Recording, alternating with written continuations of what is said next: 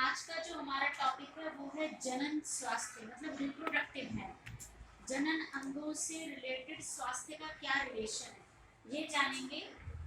तो इनसे होने वाले जो रोग होते हैं, क्योंकि स्वास्थ्य माना कि अगर स्वस्थ नहीं है तो कारण क्या है, तो उसको कहा जाता है इंग्लिश में एसटीडी, सेक्सुअल ट्रांसमिटेड डिजीज।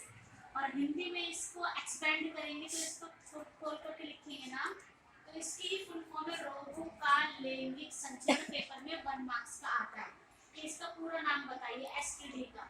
तो सेक्सुअली ट्रांसमिटेड डिजीज होता है, आपको लिखना है रोगों का लैंगिक संचरण। अब आगे है कि होता क्या है ये। तो जो जनन अंग के कारण या शारीरिक संबंध के कारण, कोई भी कारण जिनकी वजह से रोग हो रहा है जनन अंगों के द्वारा, तो जीवाणु होते बैक्टीरिया। बैक्टीरिया से जनन अंगों पर रोग जो होते हैं वो है, उनका नाम है गोनेरिया और सिफिलिस। पेपर में 1 मार्क्स का क्वेश्चन आता है कि सेक्सुअली ट्रांसमिटेड डिजीज जो रोगों का लैंगिक संचरण है, उनके रोगों के नाम बताओ। तो 2 तरीके के हो सकते हैं, जीवाणु और विषाणु। विषाणु वायरस, जीवाणु बैक्टीरिया। बैक्टीरिया से होने वाले रोग का नाम है गोनेरिया और सिफिलिस।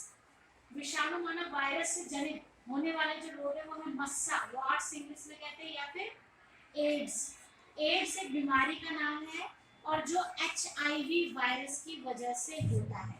तो जो HIV वायरस का नाम है ह्यूमन इम्यूनो वायरस, और जो बीमारी होती है इस वायरस की वजह से वो है AIDS, acquired immuno deficiency syndrome. इस बुक में आपके मेंशन है ना, ये जो बीमारी है ये इम्यूनिटी सिस्टम को कमजोर करती है। जो रोगों से लड़ने की क्षमता है ना, एड्स वाले, जिसको एड्स रहता है उसको, ये वाले इसमें क्या होता है, उसकी इम्यूनिटी वीक होती है, तो जो रोग होते हैं वो होते चले जाते हैं। इसके दवाई है लेकिन जीवन भर खानी पड़ती है बिना किसी रोकथाम के। अगर एक बार भी रोगी तो फिर उसका कार्य नहीं हो पाता, लेकिन संभव है इलाज, वरना फिर ये घातक है, जानलेवा बीमारी है। लेकिन इसका इलाज है। ये रोग होता कैसे है HIV, या तो पहले से किसी को है और उसने किसी और के साथ शारीरिक संबंध बनाया है तो उनको हो जाएगा बिना किसी सावधानी के, अगर कॉन्डोम वगैरह यूज नहीं किया, अगर डायरेक्ट किसी अनजान से रिलेशन बना लिया और उसको बीमारी हुई तो आपको भी हो सकती है, जो भी संबंध में आते हैं उनको हो सकती है। और अगर माँ को है और माँ को पता नहीं चला, गर्भ धारण हो गया ऐसे में, तो बच्चे को हो सकता है, ये भी कारण हो सकता है। दूसरा कारण, रेजर वगैरह यूज करते हैं, उस्तरा वगैरह यूज करते हैं, तो किसी और का ब्लड लगा, धो दिया, धोने से तो नहीं हटता उतने से, या उठा करके यूज कर लिया सेम रेजर सेम उस्तरा वगैरह, तो जो उस जिनको उसने यूज करा उन सबको ब्लड कांटेक्ट हो जाएगा, जहाँ कटेगा कुछ हो जाएगा तो ब्लड मिल जाएगा, उसमें जा सकता है।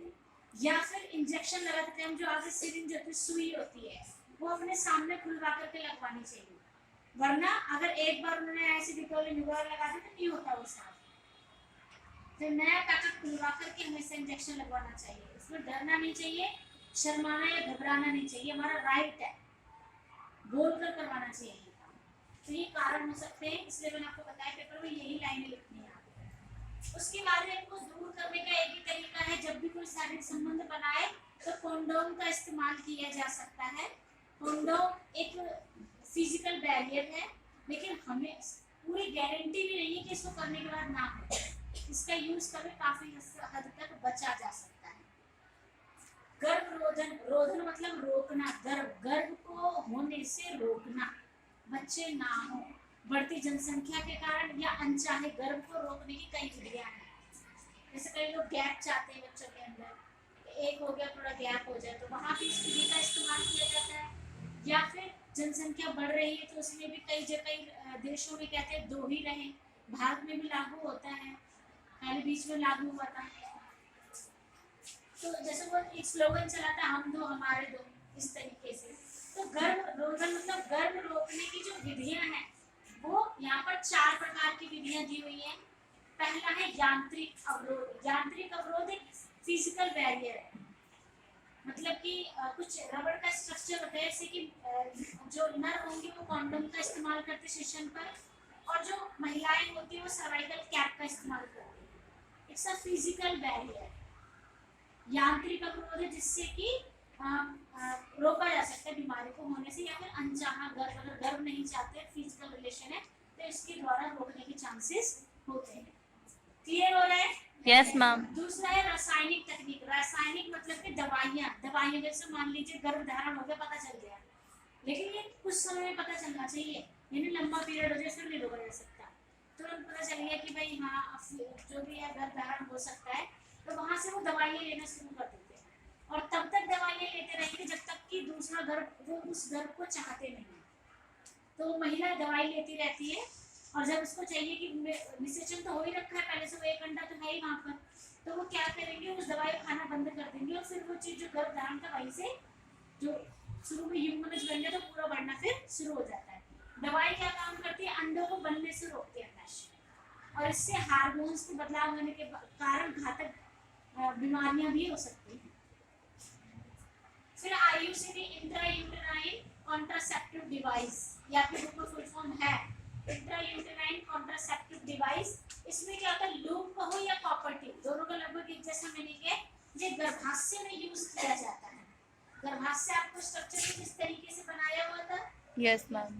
तो गर्भाशय में ऐसे करके लूप लगा देते हैं, तो दोनों तरफ से अंडों को अवरोध करता है, तो गर्भ धारण नहीं हो पाता है।